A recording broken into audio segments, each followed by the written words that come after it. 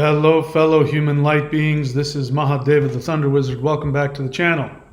So I'm here to tell you that I believe I may have been wrong about the moon. I'm going to talk about, is the moon a hollow space station? Who built it? How was it built? But most importantly, why is it here? What function does the moon serve? I think you're going to find my conclusions are going to be different from what you're expecting, especially if you're new to the channel. Welcome back. This is the ThunderWizard.com YouTube channel, and I am Mahadeva, the Thunder Wizard. So, I really like how, language is very important to me. And using language correctly, not only grammatically, but also intentionally, is very important to me. And I recently came back across this concept of the moon being hollow, perhaps being a constructed spaceship or space station, and did a little more research into it. And because my belief system has changed a lot over the past few years, I'm more open to different interpretations. But in one of the videos I looked at, because I don't just, by the way, research isn't just looking for what it is the conclusion you're looking for. And this is the mistake that most people make. They say, do your research. I've been researching, but they only research in echo chambers of what they want to hear. And that's not research. That's just reinforcing your opinions. Research means you look at both sides of the issue equally without any attachment. But I came across a video that was, I wanted to see if I could debunk this whole idea of the moon being hollow. And the guy was calling it the hollow moon conspiracy theory. And that bugged the crap out of me, because just because you say the moon is hollow doesn't make it a conspiracy theory. A conspiracy means that a group of people are conspiring to do something nefarious. Coming to an alternate conclusion about something doesn't automatically make it a conspiracy theory. But obviously, there's a lot of people that don't want this understanding out, so they call it that. And that's understandable, because if it turns out to be that this is true, that means that everything that we think is true about life, the universe, ourselves, and our relationship to it has to change. But we're going to take a look at the assumptions that people are going to have. So just to let you know, I'm not going to be just talking and talking and talking. I've got some lists that I'm going to be looking at, which will allow us to take a look at, here's another one. We're going to take a look at we're just going to look at the facts. And then we're going to take a look at the different interpretations that we could have. And we're going to take a look at our own assumptions, because if we don't analyze our assumptions, we're going to keep making the same mistakes. This is one of the biggest problems in general, in science, in spirituality, in life, period. We go along with our assumptions about what we believe is true. We then come in contact with facts that indicate that our previous beliefs were wrong, but then the conclusions that we make still stem from the original assumptions. So the question of how the moon was created, who created it, and why, your assumptions will direct you to the conclusions. And if your assumptions are still inaccurate, your conclusions will be inaccurate. So I'm here to tell you that even though I am absolutely wide open and very excited about the idea of the moon being a manufactured, created satellite specifically for Earth, I'm very excited about it. But my assumptions for that belief are probably very different from yours, especially if the title is what grabbed you and you came here to listen about the conspiracy theory about it. So the basic idea is that first we just deal with the concept that the moon is hollow. And in fact, the actual scientific research indicates the likelihood that the moon is like this picture right here. It's just a hard outer layer, and then it's not as hard on the inside, and then as you go further and further towards the center, it seems very likely that it might be hollow. Now, let me just be clear, I'm not attached to that idea. I have no problem with the idea that, we don't know how the moon was formed, and it might very well be possible that there were things that occurred in such a way that maybe it's not hollow, but there are, much lighter, less dense materials. It's also perfectly possible that it might have been created naturally hollow. It might have been natural processes. We don't know. I mean, science doesn't hardly know anything. They don't know, that now they don't know how old the universe is. They were certain that there was a big bang that started everything, and now they're finding that there's, galaxies that are much older than the Big Bang, and science is realizing it doesn't know crap. So the idea that the moon is different from what we expect doesn't necessarily mean anything. However, I really like the possibility that it is an artificially created body, specifically created for life on Earth. And there's a lot, that I have issues with the concept. A lot of people say that the moon didn't exist before, and there's some very vague historical references. We're talking mythology. We're going way back into people's mythology, talking about before there was a moon. And when you get into mythology, mythology starts talking about, it starts trying to explain things from a spiritual, metaphorical perspective, and you're going to be in trouble if you try and look at that literally. But human beings are stupid, especially modern human beings, so they have to take everything literally. Everything is black and white, and this is the biggest problem with looking at any of this stuff. So we're going to take a look at some of that. But the idea that some people are saying is that the moon didn't used to exist. Human beings were walking around before there was a moon, and then one day the moon existed.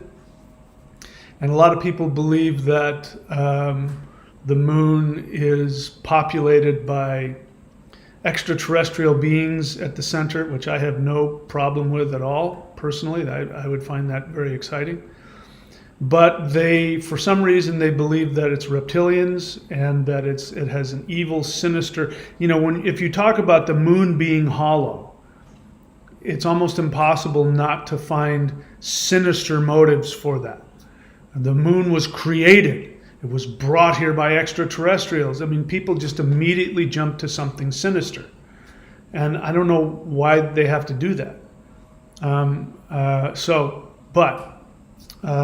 That's the going theory, that it was brought here by extraterrestrial beings, that it's like a Death Star or a giant spaceship, and there's a bunch of evil reptilians in there. A lot of people want to talk about the moon being a place where human souls are harvested and then used for recycling later in,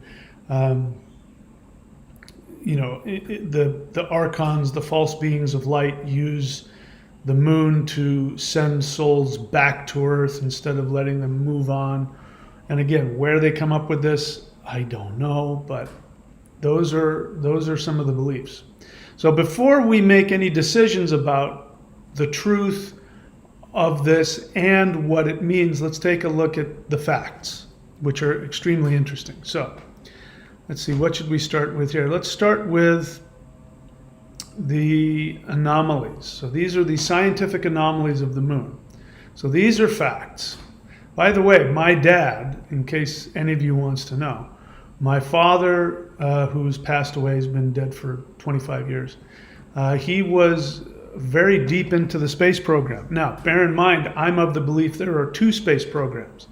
There's the NASA space program, that is the public face, where we're using very limited technologies, and we did go to the moon, and we, all of that stuff that is everybody knows about. By the way, I remember being 5 years old and watching the moon landing on TV. Before you start telling me that that's faked because you can't see any stars, do a tiny little bit of research. I used to be a photographer. So there's this thing about how light works with apertures. And if you have a much brighter light, if you have, like, let's say some sparkly lights behind you and you have a bright light here shining off of a bright surface, the bright light will make it impossible for you to see the little tiny stars. So before you start coming with your armchair ridiculous, childish lack of understanding of science, that couldn't have happened. I can tell you it did happen. My father worked not on the moon landing itself. My father created satellites, which are in the Smithsonian Institute. At one point in his life, I couldn't go, the first time I came to Australia when I was, 40 years ago, when I was like, 20 years old, I was told that there was somebody from the government watching me get on the plane and get off the plane, because there was a fear that if I got kidnapped, the Russians would use me to, because my dad had access to all of this top secret space stuff. And at one point and this might still be true, I don't know, but at one point in way back when I was a kid, he was known as that there isn't any one man in the world that had designed and created more satellites than he did. So I have some understanding on this. My dad would come home with stuff, with pictures, with all kinds of cool stuff. So I know for a fact, and I know that a lot of the uneducated people out there who do like conspiracy theories like I do are going to start saying the moon doesn't exist, the world is flat. So I'm just going to assume that you're smarter than that. And if you're not, then I invite you to examine your assumptions, because anybody who wants to evolve must be willing to examine their assumptions, and they must be willing to be wrong.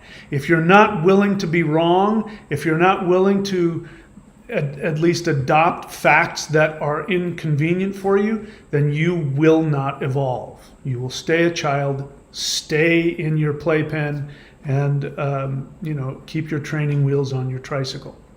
But for those of us that want to learn and want to grow, let's take a look at the facts behind the moon that I find very interesting, that I didn't know before. So the moon is much older than the Earth.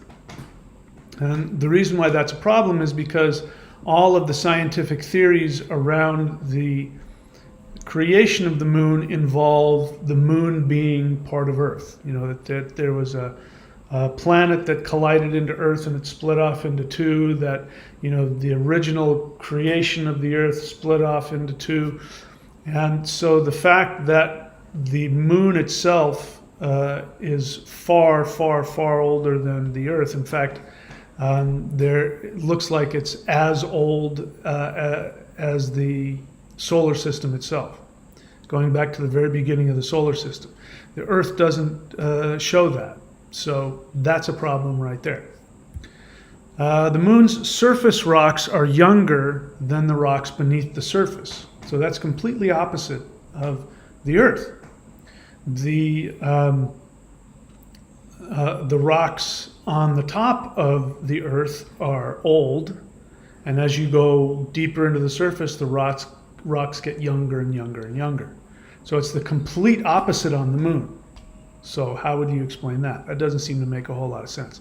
Unless, you're digging into it and spewing out the guts of it onto the surface, then that would make sense. If you had some kind of machine that, dug and spewed out all of the stuff you were digging into, then the center of the moon would be out on the surface. the moon's surface is more dense than the underneath layers. So if you look at the picture here, that's what it looks like. The outer layer is much denser. And as you go in, the materials get lighter and lighter and lighter.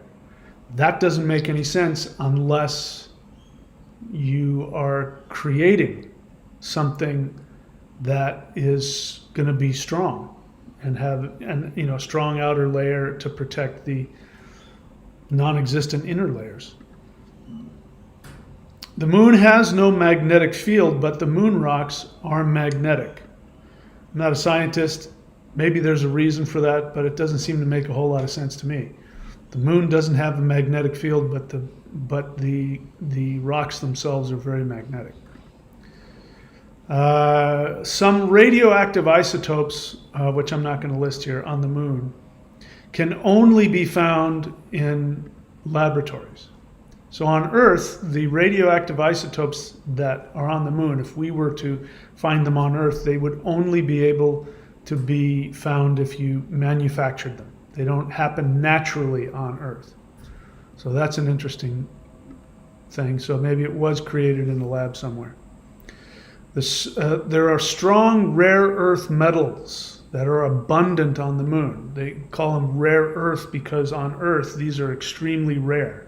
And this is, it has to do with your electronics have rare earth metals in them. But these rare earth metals are extremely strong. And so the idea is, how is it that the moon, if the moon came from the Earth, how is it that the moon has all of these incredibly strong rare earth metals in abundance? By the way, if you want to know why Jeff Bezos and probably Elon Musk, not to mention NASA has already, in case you didn't know, NASA has already come forward and said that they plan to mine the moon for rare earth metals and other things. So they're going to go and they're going to take huge pieces of technology to strip the moon of its metals.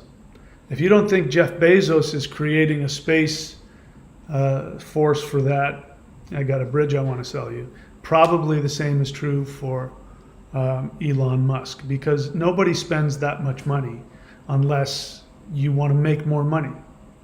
And Jeff Bezos, by the way, has said, and all you have to do is go look on his YouTube channel. He's very open about it. Jeff Bezos says that he wants to put 1 trillion people in space. There aren't even 1 trillion people on Earth. He wants to put 1 trillion people in space. And there are ads, basically. He's got videos, basically a big advertisement. Come live in my space station. Well, he's not going to let you live there for free. You're going to have to pay rent, and you're going to have to work.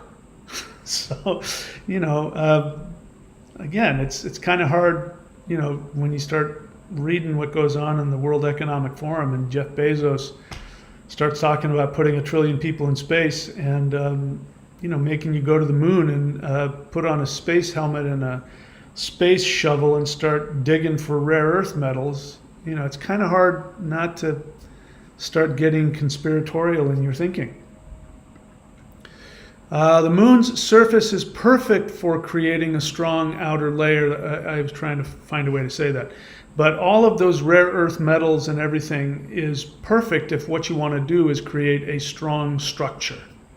If you wanted to create a strong, hollow structure, all of those things would be perfect. And there would, if you were to find something like this, and if you knew this had been artificially created to create a hollow structure, your response would be, well, of course there's all that zinc and the magnesium, whatever the metals are. I'm not a metallurgist. And here's an interesting one. The moon craters all have the same depth. I haven't verified that. I just heard it. But that's really interesting. And that seems to indicate that there's a layer that is designed not to allow anything to go beyond it.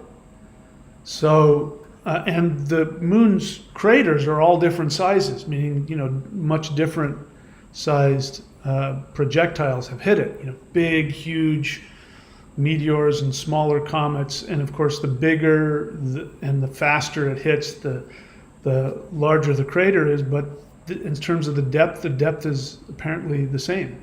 It just goes to a certain depth and doesn't go beneath that. That seems to indicate that there's a layer underneath it that's designed to not let anything penetrate. Let's see what else. The moon has far less mass than it should. So if you look at the size of the moon, the mass that it should have should be far greater. Far greater. I think it's, if I remember, the moon is 25%, 1/4 of the size of the Earth in terms of its circumference, but it only has 1% of the mass. So where did the other 24% go? I mean, we can say it's made of different materials, but again, if it's completely solid all the way through and it's that big, it should have more mass, but it doesn't. All tests indicate that the moon is hollow at the center. So in Apollo 12 and Apollo 13, first starting with Apollo 12, which was the second moon mission, on the way out, they specifically dropped the, I forget what they call it, but it was the booster rocket that got them off of the surface of the moon. And then they knowingly brought it up to a certain height and then dropped it so that it would have to fall through the atmosphere.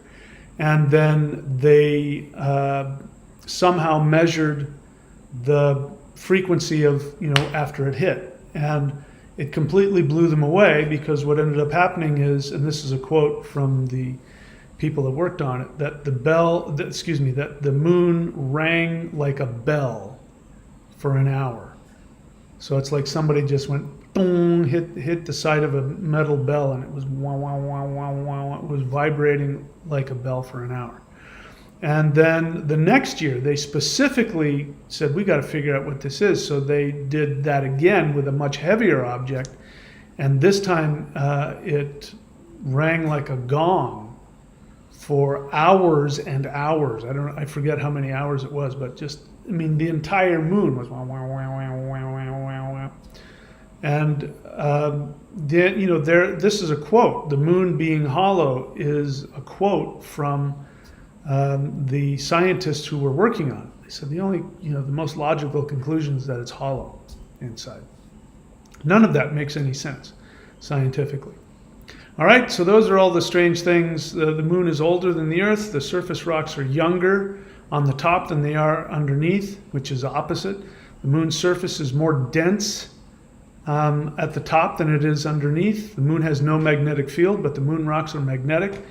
Radioactive isotopes on the moon can only be found on Earth if you manufacture them. Strong rare earth metals are in huge amounts on the moon, which would make sense if you were creating a very strong structure. The moon's surface is perfect for creating a strong outer layer.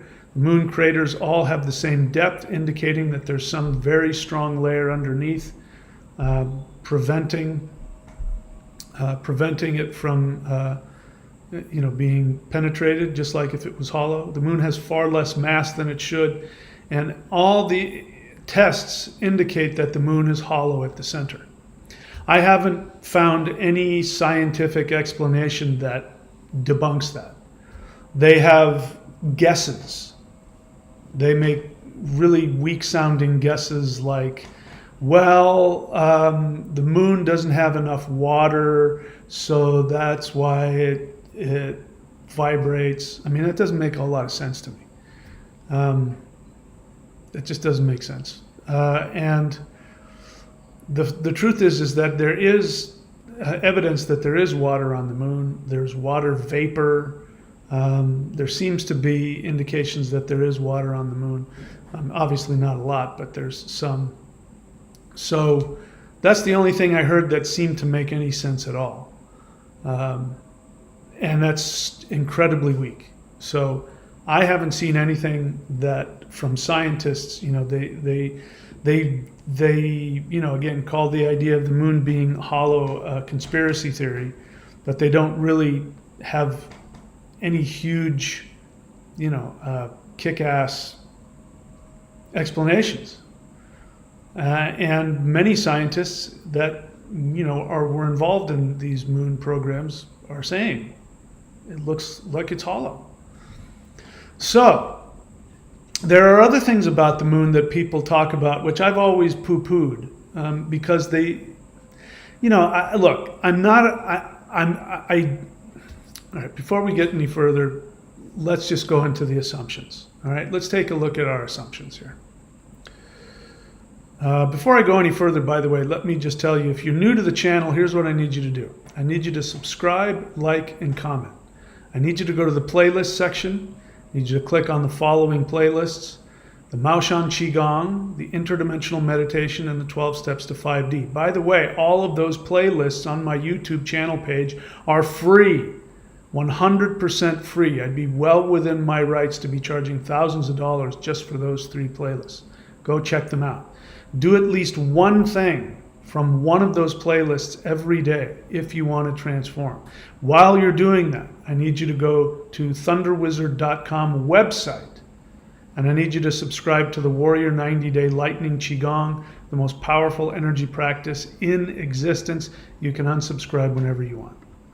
All right, let's take a look at our assumptions. Let's see. All right, so let's start with this one. So these are the assumptions, by the way, these are the assumptions that most people make. All you have to do is go and tell somebody, guess what, the moon is artificially created and it's hollow, and it may have been brought here by extraterrestrials. Just when I tell you that, what goes on in your mind? What conclusions do you make? You don't have to write it in the chat, but just come to some conclusions. What does that mean? Who do you think made it? Why do you think it was made? Why do you think it was brought here? One of the other things I didn't have time to list is that, people talk about this, and I've never thought about it in a big way, because one of the things that I believe is the moon has been here the whole time the Earth has been here, is because if it weren't for the moon, the tides wouldn't do what they do. We wouldn't be able to survive without the moon. That's the bottom line. If the moon wasn't there in the exact place that it's in, human life would not be able to survive. Period. End of story. So the questions people ask have to do with that the moon is placed perfectly. It has a perfect orbit. It itself doesn't spin. It's just one side of it is stuck all the time, orbiting around the Earth. It's perfect. It's a perfect orbit. It's at the perfect distance so that it has the same size in the sky that the sun does from our perspective. Why that's a big deal to people, I don't know, but people have said that. I mean, once I get past the understanding that if the moon wasn't there and wasn't in the exact place that it was, there would be no life on Earth, I stop asking these questions about why does it perfectly match the size of the sun. I don't know why people get so bent out of shape about that. I mean, again, I get frustrated by people's fear and lack of, because people who don't think critically are people who are full of fear, and frightened people annoy me because there's no need to be afraid. All you have to do is take a look at the way life functions, and if you choose to act with confidence, the universe always responds positively in every possible way. So it's like I don't have patience for people who complain and are unwilling to do anything about the things they complain about. If I complain about something, it means that I'm going to do something to fix it. So I put them in the same category, people who are frightened conspiracy theorists. And it's not that there aren't conspiracies. I'm a conspiracy theorist myself. So anyway, let's take a look at our assumptions here. So this is the assumptions that most people make. The moon is not a naturally occurring object. Now, I am here stating that the moon doesn't act like anything that we would imagine that was naturally created. So when we say that the moon is not a naturally created object, we are assuming that it was intentionally built and crafted for a specific purpose. But my question to you is, just because it looks like it was intentionally crafted for a specific purpose, that doesn't mean it wasn't naturally occurring. I'll explain why. Here's another assumption. Humans are incapable of creating the moon. I bet you didn't even realize that was your assumption, right? You have assumed human beings don't have the power to create the moon or the earth or any of the other planets. And that is an assumption. It's an understandable assumption, but it is an assumption. You don't know that to be true. Another assumption is that physical extraterrestrials must have manufactured the moon. I'm listening to people, I'm watching the videos, and people are saying the same thing. They come to the conclusion that the Earth is manufactured, and then they immediately go to a statement that is unverified, which is, and we don't have the ability to create this, therefore it was built and brought here by extraterrestrials. That is an assumption. It's a logical assumption. I'm not against it. But there's another assumption that goes, once you make that conclusion, then the human mind jumps to another conclusion after that. The physical universe is not conscious. You didn't realize that you believed this. This is our experience in the third dimension, that we are isolated and alone. The reason why people believe in evil archons, the reason why people believe in reptilian beings harvesting your soul and doing all that, the reason why people believe that aliens are extraterrestrial as opposed to humans. By the way, if you want to know what the aliens are who abduct humans, I strongly encourage you to go to Dr. Stephen Greer's YouTube channel and watch the June 12th press club event where the actual whistleblowers, there are 1,000 actual whistleblowers, not David Grush. He's a plant. He's a CIA plant. The actual whistleblowers that can't come forward because their lives have been threatened, they are very clear that all of the aliens that are abducting are actually made by humans. They're either humans in suits, they're androids, they are remote-controlled robots, and or they are thought forms that are placed into your head with electromagnetic beams, so you think something is happening when it's not. They are holograms, you know, those 10-foot aliens that people are saying were in Miami and were in Las Vegas. Interesting that, you know, aliens only want to show up in Miami and in Las Vegas. By the way, as it turns out, Las Vegas is very close to Area 51, where, you know, humans are making all that kind of stuff. And Miami is next to NASA. And these are the only places that 10-foot aliens show up and, you know, where they don't belong. And people's first response is, it must be evil aliens. Don't you think it's more likely that these are made by humans? Anyway, we're addressing that. If your assumptions immediately go to those places, it means that you're not a critical thinker. It means that you are easily manipulated into believing things. You can choose to believe what you want, and I agree, and I support you believing what you want, but you must at least give yourself the option to know what all of the potential assumptions are. And these are all assumptions that are unprovable. They're hard to believe, and more importantly, they're not emotionally comfortable. You think it's emotionally uncomfortable to believe that there are evil aliens harvesting your souls, but that's because it frightens you. But it's far more difficult to believe that anything outside of the third dimension is a conscious, loving place. So the assumption that most people have is that the physical universe is not conscious. It is this empty, arbitrary, cold, unloving place. And that is an assumption. It's an assumption based on your experience, perhaps, because you've experienced that in the third dimension. You project that onto your, outside your understanding of life. A lot of people feel that way. By the way, somebody asked me, what do I think of reptilians? David Icke says they're real. But let me just give you just to let you know how easily people gravitate towards things that frighten them in order to feel comfortable. It sounds strange, but people feel comfortable when they're afraid.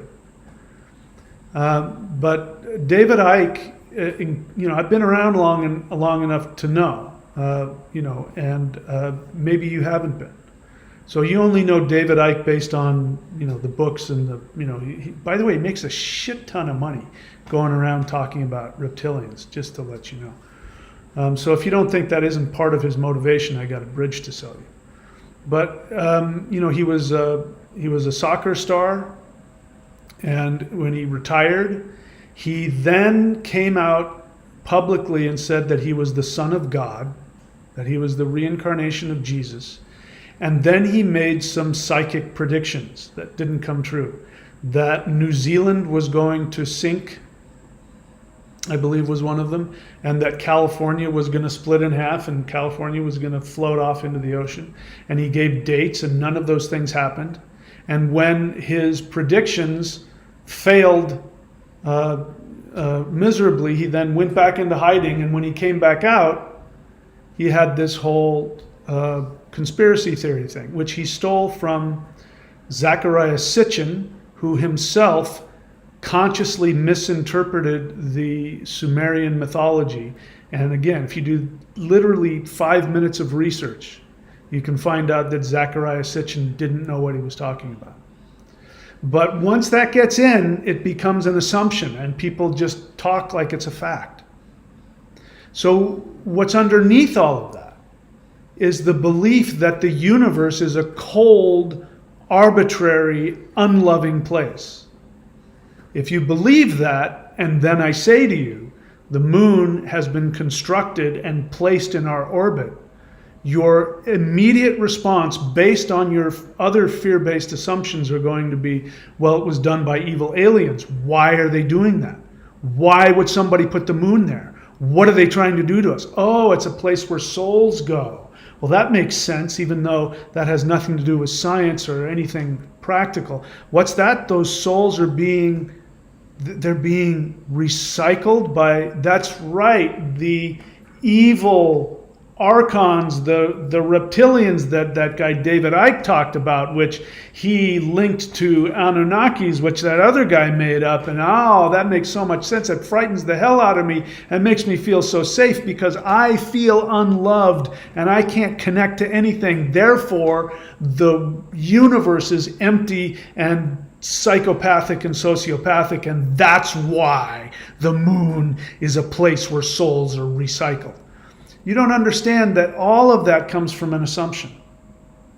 The assumption that the universe is empty of consciousness. And another assumption is that outside of the third dimension, the universe is actually full of light, full of love, completely interconnected, and nothing happens that isn't done by conscious intent for the benefit of all conscious beings. And if you can accept the assumption that Earth is a very, very, very challenging laboratory, school that you chose to come to because you wanted to grow, you wanted to face the most difficult challenge in the universe, and you came here knowing you'd forget your infinite self, and you knew that there was a real risk that you'd get wrapped up and lost in all of it, and you might lose your connection. But it was a risk you were willing to take because the benefits are so unbelievably amazing if you can change your assumptions. So, the physical universe is not conscious is an assumption most people have. Only physical entities are capable of altering physical objects like the moon. So remember what I said. I'm quoting almost verbatim. Somebody said, the moon is hollow, it is constructed, and we don't have the ability to construct it. Therefore, the only logical conclusion is that physical beings from other planets made it and brought it here. And that is an assumption. You don't know that. What are other possibilities?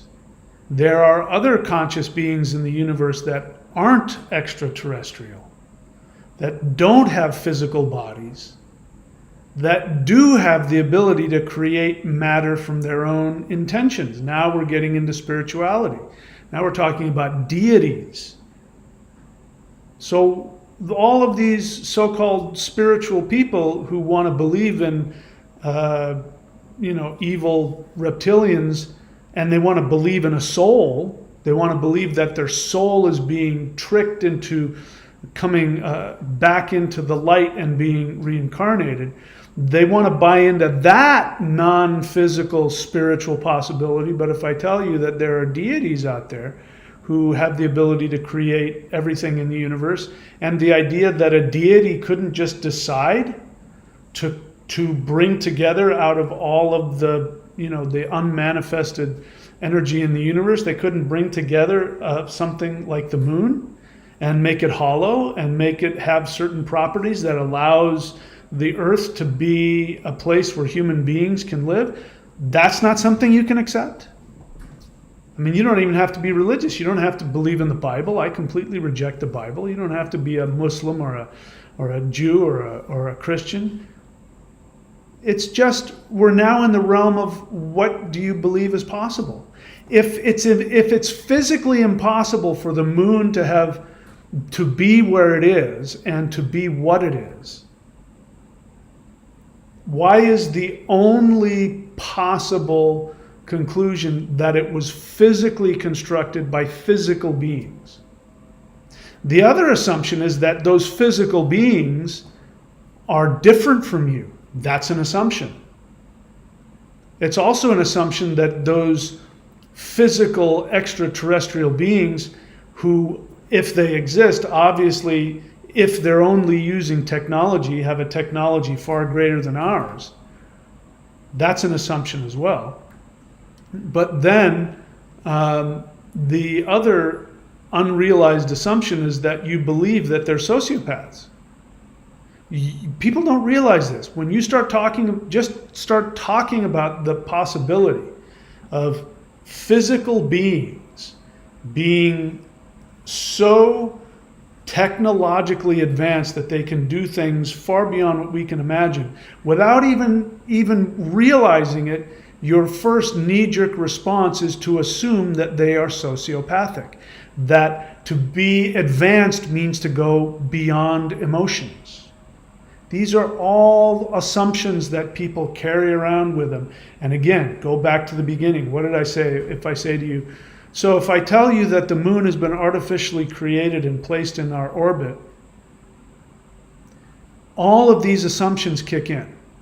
It's done by physical extraterrestrial beings who are more technologically advanced and have evolved beyond the need for emotions, and they're sociopaths, and they're here to study us, and they're here to experiment on us because they think we're amoebas, and they're here to recycle our souls.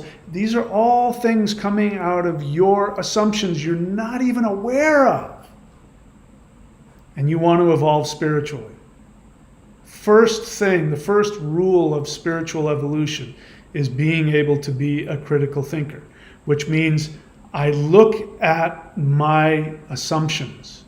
I look at the emotional attachments I have to my assumptions. And then when somebody tells me something, I then listen to how I respond emotionally. And I go, wow, I'm really attached to the idea that there are sociopathic beings out there feeding on my soul. I don't know that to be true, but I just immediately jump to that, and I feel a really strong emotional connection to that. That's critical thinking. Not being self-righteous, because most of the people who are into these beliefs are incredibly self-righteous. They believe they know the truth, and they found out the truth, and so they're going to be self-righteous about it. And intolerant of anybody that doesn't see things their way. Flat earthers are a great example. They're incredibly self-righteous, and they have no tolerance for anybody that doesn't believe exactly the way they do. Okay, so the assumption that only physical entities are capable of altering physical objects like the moon is an assumption. And the last one I have listed here, if the moon was artificially created, it must be for sinister purposes. Right? It's artificially created. Nobody told me about it. It must be because somebody's trying to do something to me bad. But that's coming from the programming. Modern human programming has programmed you to feel that way. Now you know why it was so challenging for me to accept all of the red pill ideas having to do with because it's not my nature to immediately assume the worst of people. But it's true, in terms of the dark force humans that are running this world. I only now believe that, not because I'm emotionally inclined to. I'm emotionally inclined in the opposite direction.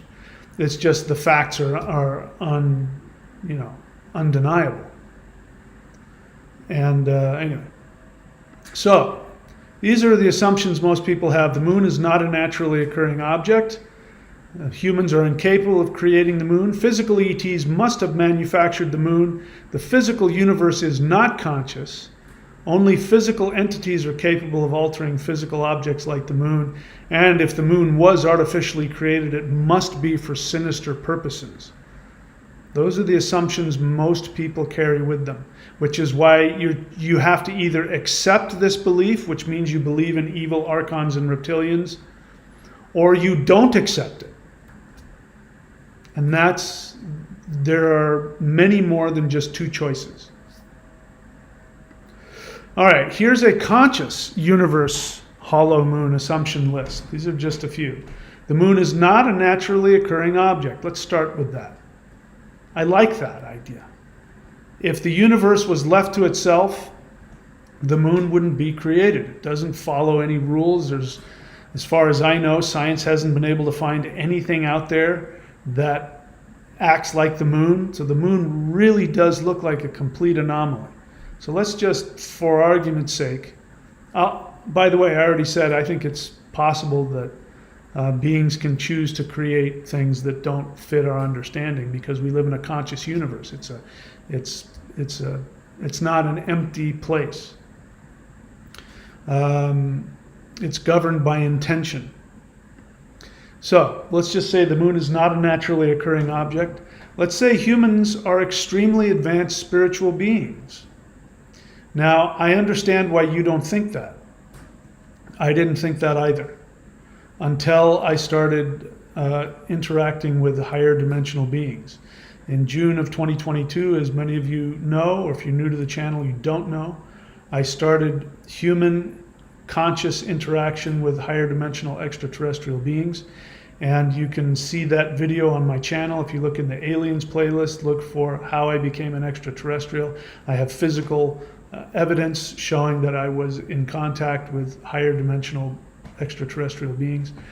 From the moment that I successfully did that, I then started receiving daily visitations, and these beings were astrally taking me to other dimensions. They were explaining to me things about how the universe works. And the bottom line of all of it is that the universe is a conscious place, filled with conscious beings who are consciously, and by consciousness I mean spiritual consciousness, not just conscious like an AI, consciousness meaning love.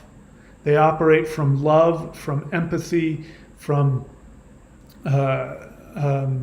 feeling connected, interconnected with everything very spiritually oriented, that this is the only place in the universe where conscious beings don't automatically operate from these spiritual understandings, which is why you believe in the possibility of higher dimensional false beings of light. And as I've said before, people say, they make these arguments about running away from the light.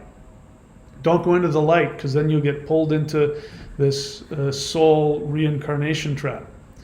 And I'm here to tell you that, in your home, all the evidence tells you something different, which is in the middle of the night when you get up to go and get a midnight snack and you turn on the light, what do the cockroaches do? They run from the light. They scatter. So running from the light is what a cockroach does. And if you're willing to be something greater than a cockroach, at least have the balls to want to know what is in the light. If you're running from the light, you can't possibly know what's in it. If you run from the light, it means that you believe that there are forces out there that are more powerful than you. So I'm here to give you another assumption, which is that humans are extremely advanced spiritual beings. And in fact, I'm saying, based on my direct communications from beings who are far more powerful than I am in my third dimensional experience, these beings have said that we are the gods, meaning you're a human being and you've been incarnated. It means that you were the gods. You were the beings that were far beyond all of them. And these other extraterrestrial beings that we see as these godlike beings, they go, no, that's not it at all.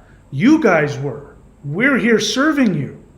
You told us to come in our light being spaceships and to hang around and to help you out. We're here because you commanded us to be here. They're not here because they're checking humans out of what are humans all about. Let's grab them and experiment on them because I'm just like a human. I'm sociopathic and I don't have any feelings. And so let's sexually abuse them and let's put things up their rear end. And yeah, that sounds like a good idea. That's us projecting onto them. They're saying, no, you guys told us to come here and you told us to help you. And you told us that whenever you asked us for help, we had to come and do our best to communicate to you without breaking the fourth wall. We had to give you signs. Those of you who follow angel numbers and you think that means something, if that's what if you believe that, there's a higher dimensional extraterrestrial playing with your clock and your watch so that, hey, I'm here. I've had this happen. I've had them take over my radio. I've had them take over my computer and type things in, all kinds of, they're doing their best, but they're following our suggestions. So the idea that human beings aren't extremely advanced spiritual beings is an assumption. But what if you change that assumption?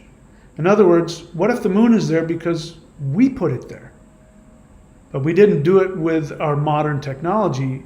We had to have done something else to put it there. If we're talking about something right here that's impossible, if we're in the realm of impossible, there's nothing that can't be on the table to look at. So at least be open to it. What have you got to lose? You can decide to be a worthless piece of crap cockroach anytime you want. Are you willing to be something greater than that? Then you have to start being comfortable with those other options, those other beliefs.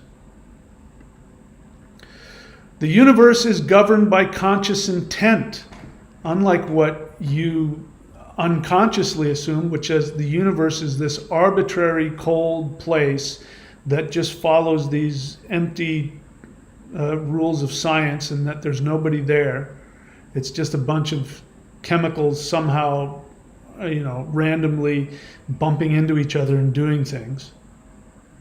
No, the universe is governed by conscious intent. The next thing I'm going to share with you, I've made videos about, but this was something that was revealed to me. about, by the way, this is why Vedic astrology, not Western, it's an inaccurate calculation. Don't use Western astrology. If you're going to be a Western astrologer, use the sidereal zodiac, not the Western zodiac. But this is why Vedic astrology is an accurate science. If you get a really good Vedic astrological reading, you can find out, what the planets are doing and why they're doing it. And the reason is, what I came to find out, is that the human chakras project the planets into the solar system, which includes the moon. So in other words, if human beings didn't exist, because human beings have these 7 chakras, and the 7 visible planets was the original astrological science, the 7 visible planets, which includes the north and south nodes of the moon, which aren't planets, they're mathematical placements. But those first 7 planets, those only exist because you have chakras associated with each one of the planets. And it means the fact that you exist, and that there's a soul energy that is shining through you, and then you have this kundalini that rises up your spine shining through you. Your chakras are projectors, and they literally project out into our solar system the planets. So the moon being projected into our reality, if you're a deity, and deities can create with intent, then the moon is up there because you put it there. You didn't have to use any technology to do it. You just were alive. And because you're alive, you projected the moon. And we as human beings, as deities, we decided we want to have the earth function in a certain way and have seasons and all that kind of stuff. And we went through creative. We got to put something here which will work with the tides, and it has to be of 1% density of earth, and it has to do this and this and this. And okay, so we just mentally put it there. Well, then that would explain why it doesn't seem to fit in anywhere else, because the other planets that we can see that have other moons, they don't have physical life on it in the 3rd dimension. So there's no need for some magical, strange, hollow thing that's created in such a way in order to reflect sunlight in a certain way and work gravitationally with the tides. There's no need for it. So you won't find it anywhere. That's why scientists are going, we haven't found anything in the cosmos that is anything like the moon. Nothing works like the moon. What's going on? Well, it's because we're deities and we wanted to create this earth and we needed that moon, so we made it.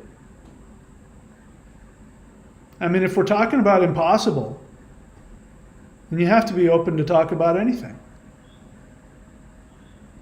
And it's, physics has already proven this. We talked about this bunches of times, that the double slit experiment with is light a particle or a wave proves that protons and little tiny pieces of matter will manifest based on human observation and expectation. That has been proven scientifically.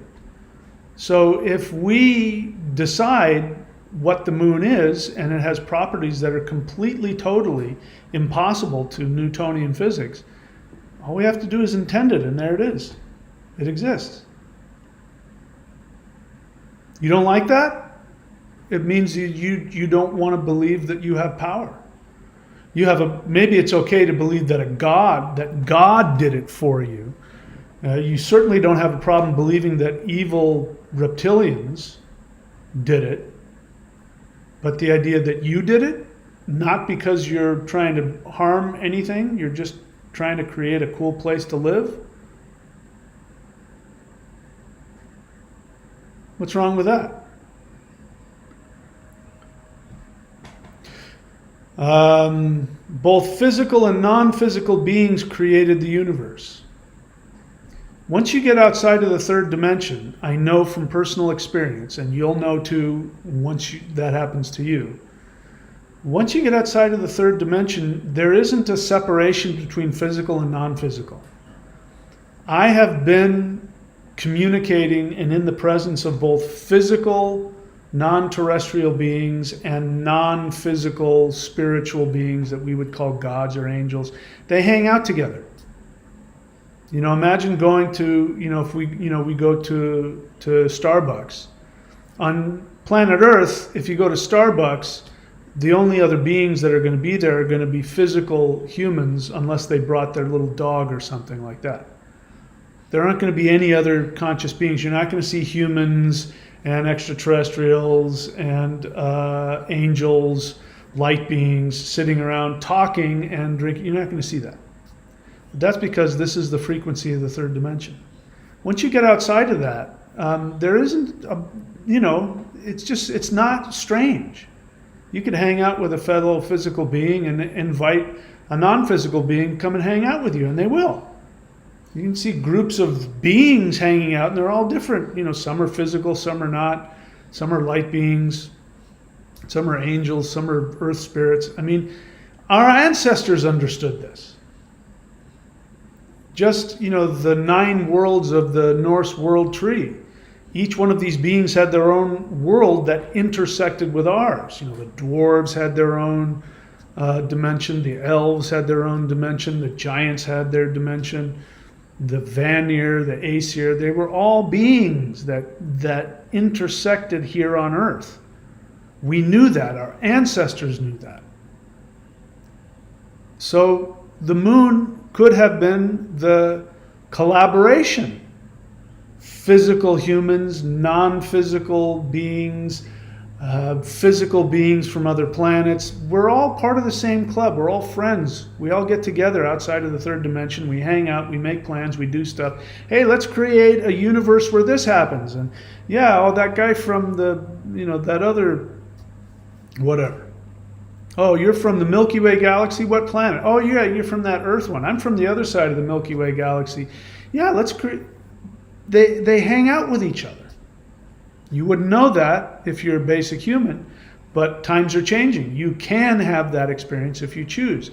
That's what the interdimensional meditation is all about on this channel. So, both physical and non-physical beings created the universe. Earth was created as an experiment in conscious life. That is an assumption. If you believe any of the other stuff, if you believe that you are being used in order to be, serve as the energetic fodder for higher dimensional evil beings, if you believe in any of that, if you believe in God, of the Bible and the devil and eternal damnation, if you believe all that stuff, then you believe that Earth was not created as an experiment in conscious life. Oh, what's that? You think Earth is a prison. So let me tell you what that means. If you believe that Earth is a prison, here's what that means. It means that you think you are a weak piece of garbage. Because only a weak piece of garbage, by piece of garbage I mean unlovable, that you have no value. Only a being that has no value and has no strength is going to find themselves on a prison planet. If you believe that, in other words, people get angry with me. Even recently, somebody said, wait a second, I know somebody, and by the way, this is a really,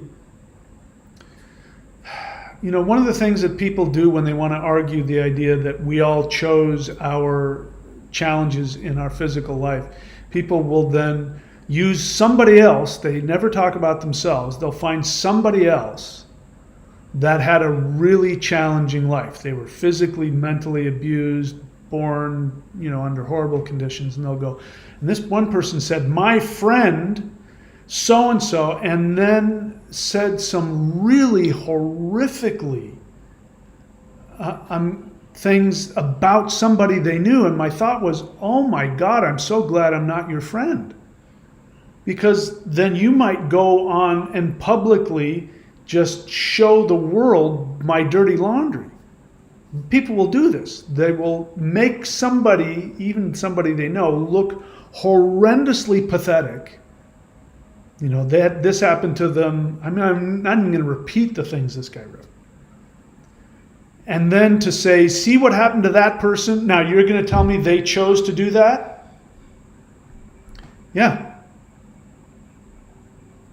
They said, well, why would they choose to do that? I don't know. I didn't choose to do that. I wouldn't do that to myself. I'm not strong enough. I could not handle that. I had my own issues I went through, which was I wouldn't wish on anybody else. It's amazing I survived it. But people have been through far worse than what I've been through. Why did they choose to do it? Don't ask me. I'm not the one that chose that life. But if that's true, what this person is saying, because the assumption is this proves it. My friend, who I'm going to out to the world, and here's the horrible details of what happened to them, which we can't say in polite company. Here's what happened to them. The underlying assumption of that is this proves that I'm helpless and I'm a victim of the universe, because look at how victimized they are. So how can you say that we are these powerful beings who have control over our lives? It's obvious that we're weak and pathetic. Not only are we weak, but we're completely undeserving of love, because no being deserving of love would have that happen to them. So that proves that there are beings out there that hate us and want to destroy us, and they victimize us, and we're all victims. And if you don't tell me I'm a victim, then I'm going to call you a victim blamer in some weird way, and I'm going to come after you, and I'm going to try and self-righteously make you feel bad that you said that we have the power to create the lives that we want. I don't feel that way, so therefore nobody does. If you believe that, if you believe any of that stuff, it means you believe that you're unworthy of love and that you're weak and pathetic. And if that is true, if your belief about human beings is that they are weak and that they are victims of higher dimensional beings, it means that you are totally screwed. There is no hope for you. Having interacted with higher dimensional beings, I can tell you that they are so far ahead of you in every possible way. They know exactly what you're thinking. They know exactly what you're feeling. They can see both your past, your present, and your future. So it's not like you're going to outsmart them. Because if a higher dimensional being's goal is to feed off of you, trust me, there's nothing you'll be able to do in the third dimension to stop that from happening. So it means that's what you believe. And then the question is, why do you want to believe that? It's your experience, I understand. You don't know any different. But I come along and I'm telling you, if you follow certain practices and certain principles, you overcome that experience and you become the master of this reality. That's everything that I teach is all about that. Everything on the thunderwizard.com subscription site is all about that. You won't be able to get through it in a year. All of the stuff that I explained to you. And every single person who has followed my instructions to the letter, every single one of them, their lives have completely, totally transformed, and they are creating reality. They're not victims of it. So in order to change that, you have to start by changing your assumptions. So the earth was created as an experiment in conscious life. It's the most difficult school in the universe.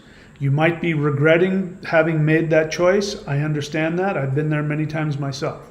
But if you make the decision that I am going to do whatever the hell it takes to learn how to create my reality, I guarantee you that you will succeed. But you've got to be willing to take different actions. But if you take the appropriate actions, the universe will go, oh, that guy's waking up. We got to give him everything he wants. And they come to you and they say, God. They bow before you. The light beings will literally bow before you and say, please tell us what you want us to do. You want to be that person? Then you got to drop the victim mentality. Moon was created by intent for the purpose of helping consciousness evolve on laboratory planet Earth. So why is the moon so weird? Why does it break all the rules? Because the Earth is a very special place, and it needed to have something that would function in such a way that would help us evolve. Now let me tell you what that is. The word for moon comes from the same root word for the word mind and the word human. Not those particular words, but the word moon comes from a root word that means all of those things. The word for sun. Now, if you're new to my channel and you want to read all of the research that I did that proves that, you can go here to michaelwilliamdenny.com and you can get Awakening Sleipnir and Mounting Sleipnir, and I tell you all the history of those words. Again, we use these words all the time and we don't realize what they mean. But the word sun means soul. It means that bright white ball in the sky, which when I was a kid used to be yellow, but now it's white. That bright white ball in the sky, the name for it means soul. And the word moon means mind. So what does that mean? What does the mind do? Not the intellect. The intellect is something else. It's a computer in your brain that helps you process three-dimensional reality.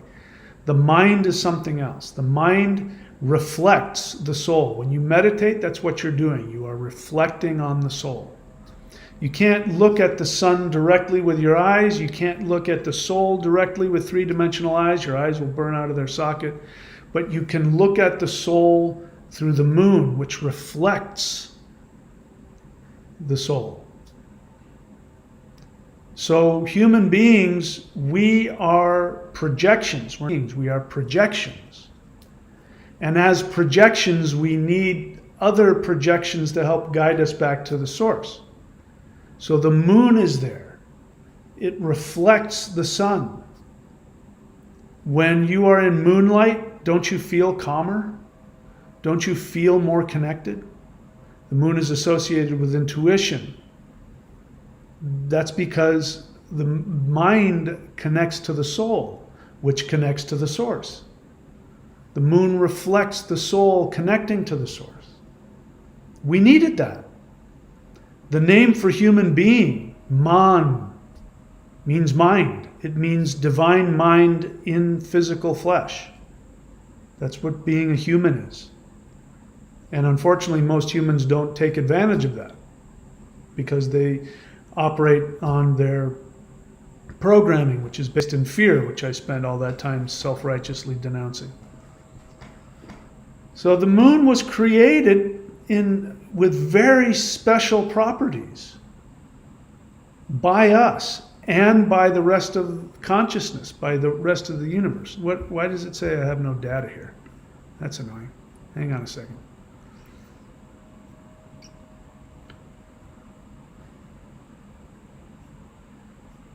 There it is. Now I'm back. So you probably didn't hear what I said, and that's unfortunate. Anyway, there we go. Let's see. Was there anything else that I wanted to talk about?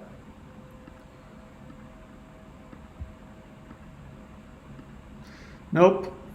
So again, if you're new to the channel, go to those playlists: the Maoshan Qigong, the Interdimensional Meditation, and the 12 Steps to 5D. The Maoshan Qigong is, I'm the only person I know of that is publicly teaching this practice. It was considered, up until very recently, it was considered to be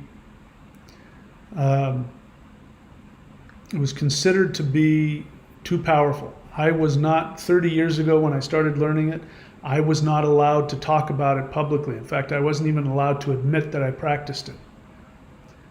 When I did admit it, and two different Chinese people, from China, and I told them that I was a Maoshan Taoist. One person closed the door to his business and would not allow me into his business and refused to talk to me. The other person got frightened and started telling me that Maoshan people do things like put pins into people and all that. And this is because even Taoists were so afraid of the power of the Maoshan that that's the only way that they could feel good about themselves, is they would talk smack about it and say it was evil. There is an energy associated with the Maoshan which has to do with the electromagnetic energy that surrounds the heart. It is a very powerful field, but it's self-contained unless you know the secret, very simple movements that unlock it and release it through the whole body. When that happens, your body becomes charged to such a degree that you can cast out evil spirits just by walking into a place. You can walk into a haunted house and all the ghosts will disappear. Walk into a place that's filled with demons, the demons will disappear. And so in this 90-day challenge, I have put together regular Qigong, which is life force energy, which will give you all kinds of powers and healing and all kinds of good stuff. I've given you access to Kundalini, which is the fifth dimensional energy of awareness, and that goes up and down your spinal column and shines through your chakras and creates the planets. And then I put in there also the electromagnetic energy of the heart, called the heart mind, which is the Maoshan practices. I've synthesized this. I'm the only person that's ever done this in history. I've synthesized all these three into one practice, and I've tested it for decades, and it's safe and it works. And that's the only place you can find it. thunderwizard.com. Subscribe to the Warrior 90-Day Lightning Qigong. If you don't like it, you can unsubscribe. But I guarantee you, if you just press play and follow the directions, something's going to happen for you. If you want to ask me a question, or if you want to be my apprentice, you can also go to thunderwizard.com and subscribe to one of the apprenticeship levels, and you can work with me directly. If you have a question for me, you can go to career.thunderwizard.com and get a one-off session. Scroll to the bottom, purchase a session, and for an hour I'll work with you and point you in the right direction. If you want to ask me a question, most of the questions that come up here on the chat are not real questions, because people wouldn't go through the protocol to really ask me a question.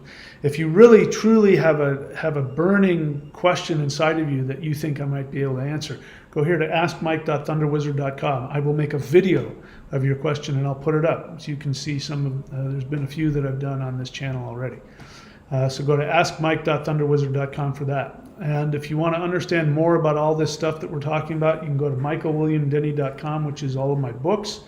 And if you're in a country outside of the U.S., just click at the link at the top. It'll take you to whatever country you're in for Amazon, Kindle, and Audible.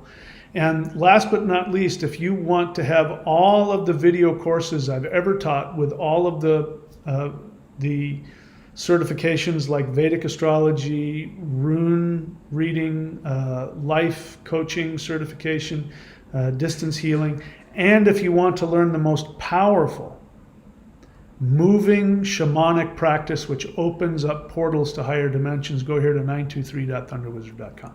All right, I've done all of my business. If you have something you really need to say, I'll be happy to respond to you. And just bear in mind, again, if you're new to the channel and you haven't been watching, or you haven't been doing the work, you haven't been reading the books, it's a possibility I might not respond in the way you want. I really respond well to people who are well educated in what we do here. But having said that, I'll take a look at anything. So people still have gotten so lazy they don't write the word question anymore. But I have to look to see if you're asking a question. Somebody asks a question: what relationship, say, a physical star and its spiritual aspect? Why do you make that different? Just sit with that. You assume, and you want me to assume, or you expect that I assume, that the physical star and the spiritual aspect are two different things. I'm here to tell you that stars are deities. They are conscious beings. So to understand that fully, two things you need to know. One is that, again, according to physics, all of the light in our third dimension is actually leaking from higher dimensional sources. So all of the light that you see, even you turn on your bedroom reading lamp, that light is coming from a higher dimension. So stars, what do stars do? They emit light. So right off the bat, that tells you that these are portals to higher dimensions.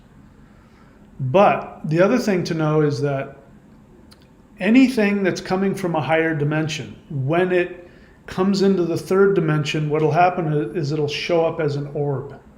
You know why people get so tickled when they're doing something and they take pictures and they see orbs around? Most of the time it's just dust in front of the lens, but sometimes there are these weird orbs. Sometimes people can physically see orbs. In my video, How I Became an Extraterrestrial, I have video of an orb, over my body. I couldn't physically see it, but there was an orb flying around my body. And what that is whenever something from a higher dimension just simply pokes into the third dimension, it magically appears as an orb out of nowhere. This is why when people do CE5, which is human-initiated contact with extraterrestrials, many times there will be a light that'll appear, and then the light will morph into 3 different lights, and then it'll move around, and it'll morph back into one light. That would be like me taking my fingers, if you lived in the water, and me poking my fingers in the water, you're just going to see my fingers come in. And I can either put all 3 of them in there, or I can put 1 in there. And so this is a being that's simply poking in and out of the third dimension. And whenever that happens, you will see an orb. What are stars? They're orbs. They're orbs of light. So there isn't a difference or relationship between the physical and the spiritual. The fact that you are a 3-dimensional projection and you only see things in the third dimension doesn't mean that they're somehow different from each other. Everything here has consciousness. We're talking about the moon being a created thing. I know that the moon has consciousness. The moon communicates. I've communicated with the moon. This as a result of my ET friends, supercharging me with power one night, and I went outside and the moon was talking to me, not verbally, audibly, but we were having a conversation. The sun, have conversations with the sun, the moon. They're conscious beings. There's no separation. Our ancestors knew this. This is why the word sun comes from the Germanic word sunna, which is the goddess Sunna. That's why Mani, the moon, was the name of the god, the moon. Everything is conscious. Lightbringer, honest feeling. I feel that they are Maoshan practitioners in Bhutan. Well, I don't know. You can feel that. So let's just be clear, Lightbringer, that's not a feeling. That's an opinion that you have a strong feeling about. I've had people say to me things like, when I talk about how Jesus never existed, and people will say, honest feeling, I feel that Jesus is real. Well, that's not a feeling, that's a belief. So you don't have any evidence to prove that. You feel that. The reason why you feel that is because you have a strong emotional connection to Bhutan. So saying, I'm going to go to Bhutan so I can learn Maoshan, you can say that, but what they practice in Bhutan might be just as powerful, but it's not Maoshan. Anyway, that's not a feeling. A feeling is, I'm happy, I'm sad, I'm excited. Those are feelings. And when you operate from feelings, you are now in a vulnerable place where you can interact and change. What you just did is you locked yourself down into an opinion that you don't know to be true, but you want to feel good about. So By the way, there isn't a physical place anymore where Maoshan is practiced. The Maoshan mountain is now like a Disneyland. There are Taoist, quote unquote, monks and nuns there, and they were placed there by the communist government. They've been trying to look at the old Maoshan texts, the ones that they have, and try to understand it, but all of those texts are written in code so that people won't be able to understand it. So there's no physical place on the planet where you can practice Maoshan like you used to. I know that I'm connected to a Maoshan lineage. There are others. I've run into other people, other Maoshan lineages. They're out there. A lot of people say they're Maoshan and they're not. But anyway, let's see. So NB, again, asking questions before I finish the... Anyway, is that a question? Again, why don't people just write the word question? It really helps when you do that. But I didn't say it was a machine. I put out the possibility. This is what people say. So whenever you say if, you're now shoving an assumption down my throat. So you say, if it's a machine, I didn't say it was. If you watched long till the end, you've realized what I do think it is. So I'm not going to answer that. Lightbringer question. Is the healing and manifestation 5-element progression best for the 30 Saj Rune Mudra meditation for offering to Thor and Jupiter? It's not a question, is it? You're coming to a conclusion and you're putting it out there and then you put a question mark on it. So you must be subscribe to the 90-day challenge, because that's where I talk about that. There are multiple progressions. Try both. I teach 2 different progressions, which if you want to learn what they are, you can go to 90-day challenge and figure that out. But you can try both. The best one is the one that works best for you. I tend to be more of a Shiva type person. So Shiva is a purifier. So I like to purify myself because I want to get closer and closer to 5D. So the purification progression helps you do that. The healing one is good too, but it sort of keeps you in 3D. But try both and see which one works best for you. All right.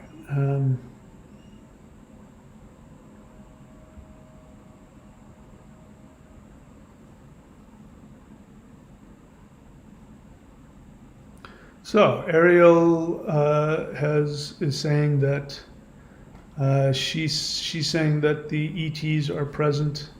They're with her currently. So that sounds like a lot of fun. I'm hoping that they're there working in concert with me, but I can't make that assumption. I'm not having the experience of having them with me at the moment. Although I know, of course, that they're here. Anyway, that's it. There aren't any questions. I'm done babbling. You guys know what to do. You know what all the links are there for. So please take advantage of all of the stuff that I'm giving to you. We are moving faster and faster towards some kind of crazy, huge shift. I think perhaps it is the ascension shift. We will find out. So that's it for me right now, my friends. Thank you to everybody, by the way, who is doing the work. Even those of you, if you're doing the free stuff, thank you for doing anything that helps you to evolve. And anybody who does anything that helps them evolve, you help all other beings in existence, including the gods. And so I'm grateful. I benefit every time you do something that empowers you and gives you joy. Again, if you're looking for a teacher, I believe everybody should have a teacher. I make myself available at that to do that, and you can do that by subscribing in the thunderwizard.com section for apprentices.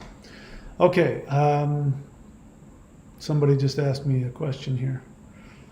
Lightbringer question. Which course of yours teaches the purification progression? You'll find that if you here at the thunderwizard.com 90-day challenge. You will find videos in there that teach that.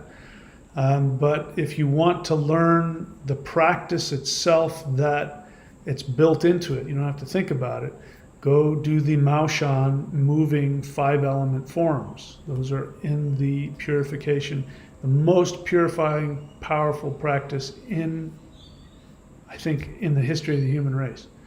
Go try that at 923.thunderwizard.com. Go do that. Is that it? Okay, that's it, everybody. Thank you for showing up. Please take very good care of yourselves. If the flash don't come and/or I don't get beamed up to the Starship Enterprise, I will see you all very soon. Please be very good to yourselves.